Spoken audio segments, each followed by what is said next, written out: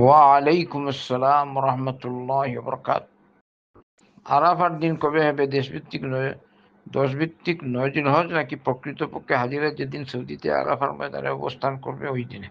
জি, যেদিন হুজ্জাজে কেরাম আরাফায় অবস্থান করবেন সেদিনই হচ্ছে ইয়ৌম আরাফা। কারণ ইয়ৌম আরাফা মানে কি? আরাফার দিন। তো হাজিগণ যেদিন আরাফা ওই দিনই হচ্ছে আরাফার দিন। সাহাবীদের যুগে সৌদির বাইরের দেশগুলি আরাফার দিন কিভাবে পালন করত তার দেখে নাকি সৌদির সাথে মিল রেখে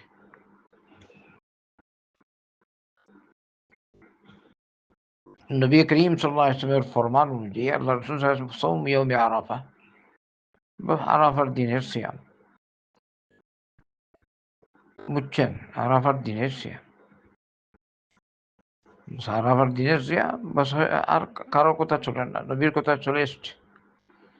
যেদিন হুজ্জাজ সারা দিনে সারা পৃথিবীতে আরাফা একটাই, মক্কা নগরীতে, মক্কা নগরীর পাশে একটা মাঠ, ওইটিকে বলা হয় আরাফা। তো সাহাবে একরাম রাদিয়াল্লাহু আনহুম তো এটি আমল করবেন ইয়ম আরাফা।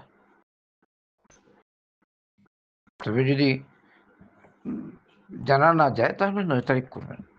কারণ আগে তো আর এরকম ছিল না ব্যবস্থাপনা। বর্তমানে আপনি সারা বিশ্বে আপনি বসে দেখতে পাচ্ছেন কোন দিন আরাফা, কোন দিন আরাফা না। আরাফার দিন আরাফার দিন। বারাকাল্লাহু ফিক।